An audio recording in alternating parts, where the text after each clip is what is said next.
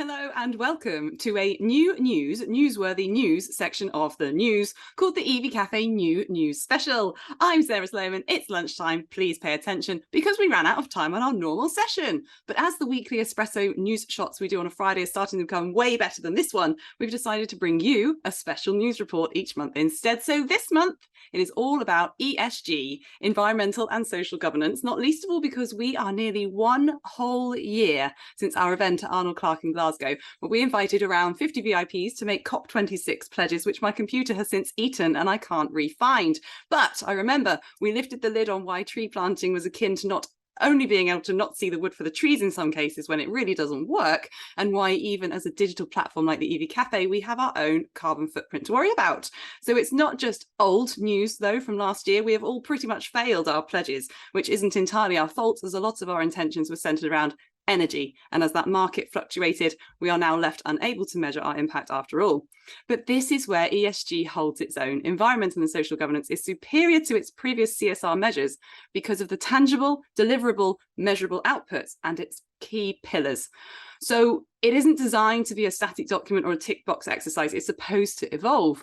We are going to go back to the drawing board on the EV Cafe, work with some amazing industry leaders and get ourselves ship, shape and EV Cafe fashion ready for the new year.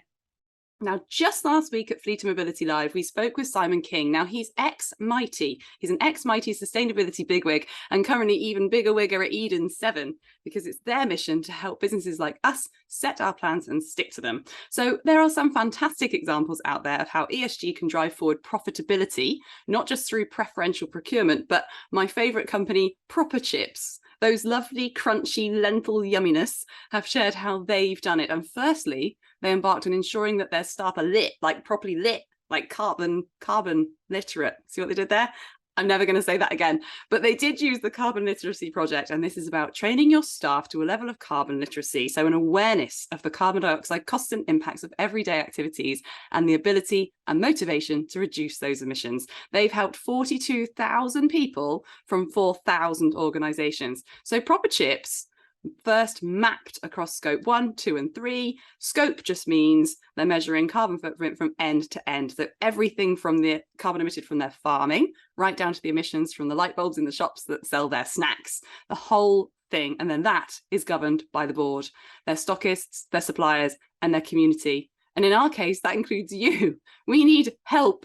We need to know what a 1-hour webinar costs in carbon, or a 2-day show, or a COP26 adventure, or all these things that we really want to meaningfully offset and minimize. I don't mean planting trees or paying an airline to brush carbon credits under the rug. I mean something we can stand by and be proud of. So daunting, yes. Worthy, yes. Deliverable, yes.